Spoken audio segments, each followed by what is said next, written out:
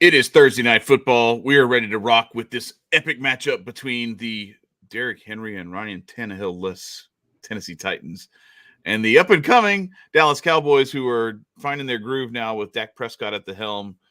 AG, you are on the road, and so you're coming to us remotely, but we love you all the same. I know you got some plays for us. What do you think about this 13.5-point spread? No Derrick Henry, no Ryan Tannehill, no Malik Willis. We're down to Josh Dobbs at quarterback. How do you think this thing plays out? I know there's a new running back in town who's going to get the majority of the load, but he ain't Derrick Henry.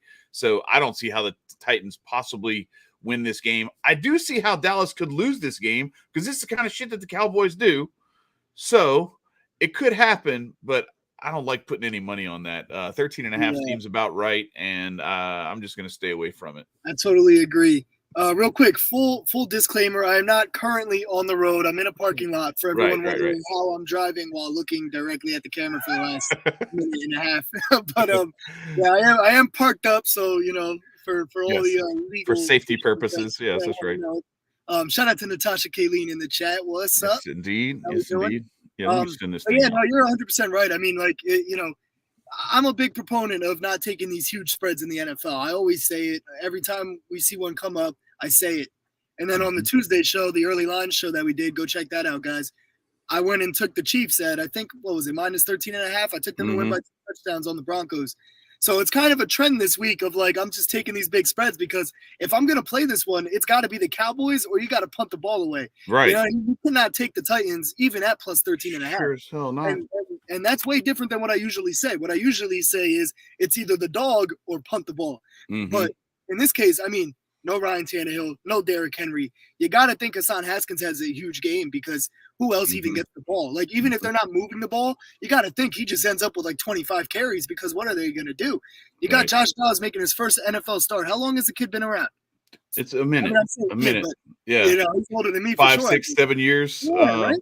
So, yeah. He's been around for a while. This is his first NFL start with a O-line that hasn't been performing that well to the point where Derrick Henry had a couple 30-yard games this season. Right. Because that's how bad they've been playing at times. And no real weapons to throw the ball to. I mean, who moves the ball? Who gets the rock for the Titans? I mean, it's going to be hard for them to put up 10 points here. Right. So I still don't trust the Cowboys enough to take a Titans team under or take the count. You know what I mean? So I'm with you on this. I completely agree. It's kind of a shitty game to bet, really, if we're being honest. But I think there is a couple little gems that we can, look at where, we might be getting a good number. So do you want me to start off with that? So I know you. Yeah, so I know you like Hassan Haskins. I'm looking at his 50+ yards at minus 114. Is that the line that you were that you had eyeballed? Is that his ultimate or? It's regular? Not his it's just his. Yeah, it's his alternate rushing yards at 50+. So I guess his minus 114. Well, check what his number is because when I looked a couple minutes ago. 49.5 over is minus 110, so you actually get better money that way. Way better value and same yardage. So makes no sense, but okay, I get it.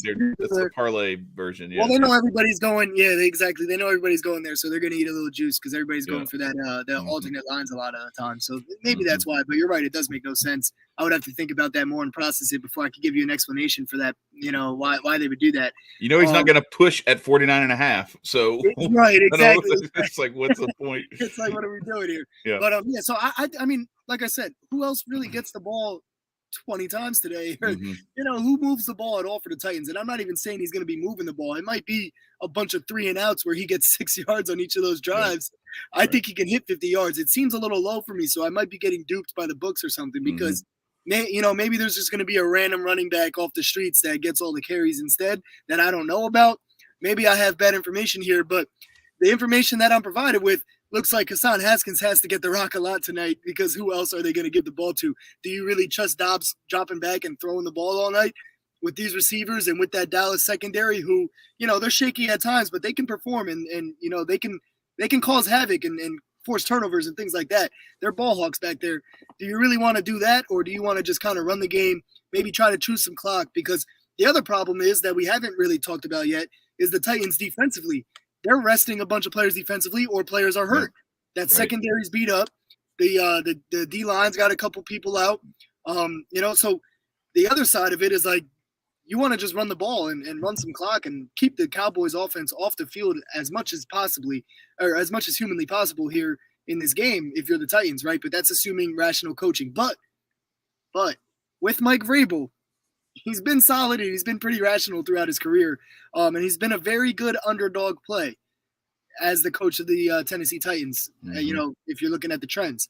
But yeah, no, I just feel like Hassan, he's going to have a big role, in my opinion. So a big role in a game like this where the Cowboys defensively, one of their biggest struggles has been in the run game and stopping the run. So I like Hassan Haskins to hit 50 yards here. We're not asking for a whole lot. He should be getting a bulk of the load for the Titans offensively. So yeah, and am I correct in assuming that if you had a line on rush attempts, you might be more tempted to go there than the yards? But all we got is Ezekiel Elliott for attempts, so no dice there. So that was kind of what I was thinking too when you were saying like the yards may even be a struggle because Dallas is starting to come into form. Like they were really good getting after the passer, but they're coming into form as a defense entirely.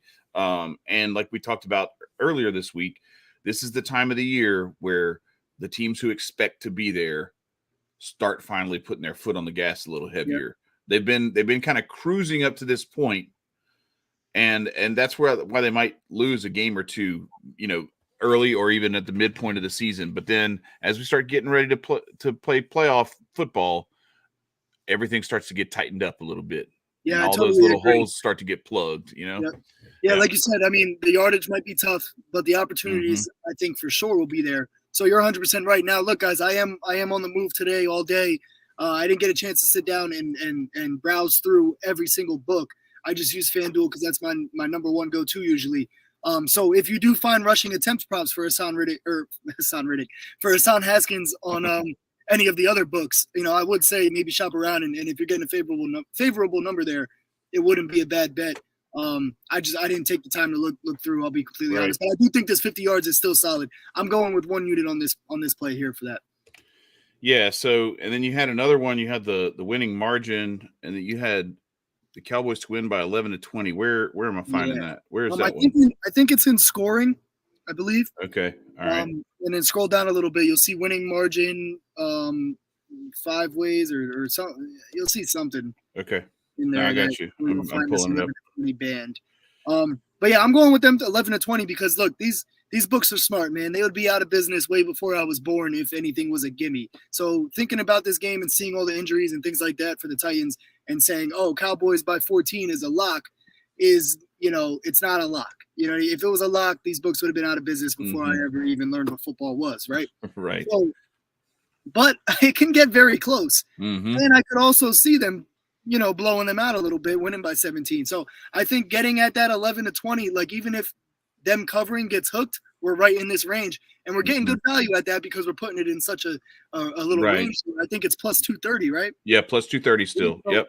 And look, this is a riskier one because they have to be within that 11-20. They win by 10, they win by 21, we're fucked. We lose, right? So at that point, it's like, oh, damn, you should have just took them to cover.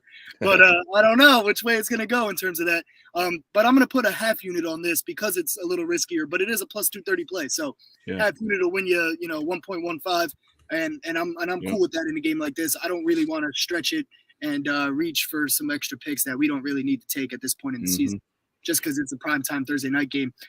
But there is some good value there. This could very well be a Cowboys 13-point win and catch them right on the hook and get the whole because everybody's on the Cowboys right now, man.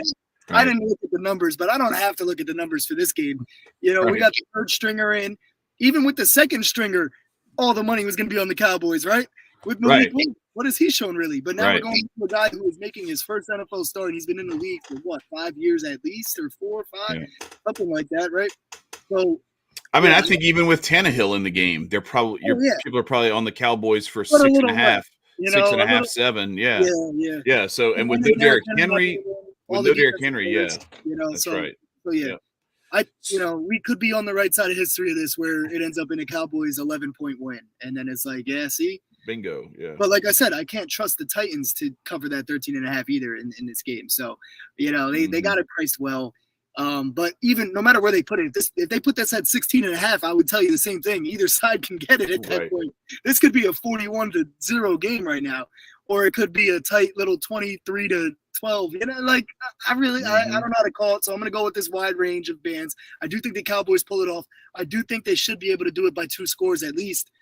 So we're right around that mark. So I like this play here with a half unit. Yeah, and then the final play that you sent me was one that is like you read my mind, because I was thinking the same thing, that like, all right, so I don't like any other player to score touchdowns in this game besides Ezekiel Elliott. Like there's nobody else who I can be like, all right, that's the guy. Maybe CeeDee Lamb, but I don't trust that enough. But I do like Zeke to get in, and I like the fact that you, rather than just pay the juice for the 1 touchdown, all right, if we're going to throw some money at it, let's try to triple our money with 2 touchdowns at plus 300. Yeah, and we have a free $25 bet on MGM that's been sitting for a week in terms of like this show. If you've been following us and tailing us on our picks, Thursday night football, BetMGM always offers the first touchdown scorer insurance 2 for 1. We actually saved that $25 all the way until this week, and it expires tonight if you took that with us. So that's what I'm using on this Zeke 2 touchdowns bet at plus 300 on BetMGM.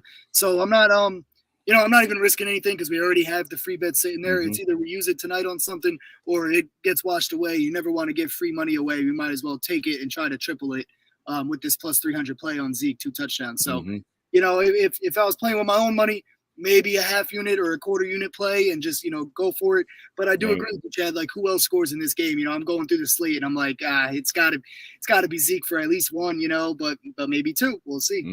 I'm willing to take a shot at it at least. And then, like I just mentioned, BetMGM offers that bet of the touchdown insurance. So we're about 20 minutes before kickoff, or 15, 16 minutes before kickoff. Who do we think gets the first touchdown here? Do we go with Zeke on that as well, and then we knock 2 birds with 1 stone almost? He's one. Yeah, I mean that's. Or I like the temptation is let's try to get cute and say, well, let's not put all our eggs in that basket. But I don't know. I'm finding it difficult to. Let me pull this up here. Plus 350 for that one, and we get to do our insurance on that one. Oh, let me get all this other out of here. What's Dalton Schultz number for first touchdown there? Let's see, where is he? Plus 900. Yeah, I think I'm going to go with that because I'm going to take some value on it. And for some reason, I woke up with the feeling today that Schultz is going to get a touchdown, and it's a 2 for 1, so we might as well go for some value rather than a 350. You know what I mean? Yeah. If Zeke scores first, we're not going to be too pissed off about it because that's 1 step closer to a plus 300 hit anyway. And we get a $25 free bet coming our way for Sunday or whatever. So I think I'm going to go Dalton Schultz off the top of my head here. What do you think, Chad? What are you going to go with? No, I mean, I can't argue with that. I'm probably going to go Zeke, honestly. Okay, yeah. Because the safe plays have been hitting lately for these first touchdowns, but every once in a while there's that random, so. We'll see. Yeah, I don't do 25 on mine for that. I go a little lower. I go like either 5 or 10, depending on how confident I am in it. Well, that's what I always say. The books try to trick you with their wording. They'll give you a risk up to 25.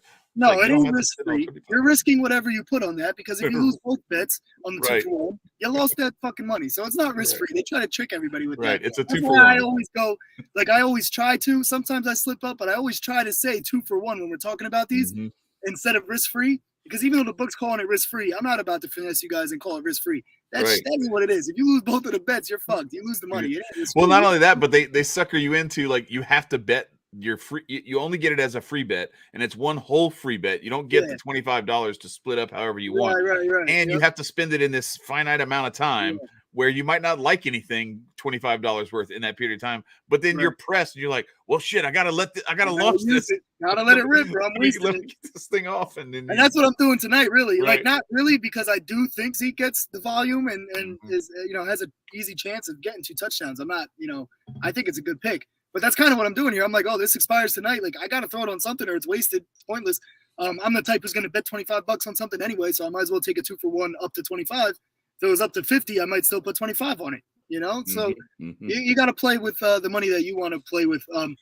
I kind of got to get going, Chad. You want to wrap up? Yeah. So I was just saying, so you got people, y'all got 10 minutes. If you want to go get in this, at $25, will get you 225 on Dalton Schultz, or you can get your $25 will get you what 87.50 on Ezekiel Elliott. Yeah. So take your pick there. I think it's good money either way. Like I said, I'm not going to necessarily bet the full 25. I'm probably going to put $10 on Zeke and let it ride, and that'll be it. But yeah, bet smart. Be smart with your money. Control your emotions and do the smart things. But I think AG laid out some good plays for y'all. So I'm gonna throw out one more lean real quick because right. I'm not backing this for the show units and everything fully. But I did play it myself, and that's the second half total points under 20 points. I just think this is a game that it could die out by that second half. We might see subs on both sides of the ball. Right, this game does not matter at all for the Titans. It matters for the Cowboys if the Eagles lose out. Right. But if we get to a point where it's 20-3 at halftime, there might not be as many, of the starting guys out there for the Cowboys either. So I think this could be a game that just dies down, and I don't see how the Titans move the ball. So if the Cowboys only put up 14 points in the second half on 2 fluke little touchdowns on little bad drives against the Titans' second string practice squad defense, we can still hit this bet. So that's just a lean. I played it myself in the contest and everything, but yeah, I just want to throw that out there. Yeah, word. No. So in case it hits, Yeah, so y'all enjoy the game. And happy betting. Hope all the wins are yours, as John Ryan says. And go check out Hood That's Been Told You. They are starting right now. I'm gonna jump on over to that, and I'm gonna have I'm gonna have that on my phone while I'm watching the game muted on the TV. So anyway, y'all enjoy, and let's go get it. Let's go get this money. Happy betting, everybody. Good luck. Peace. Peace, y'all.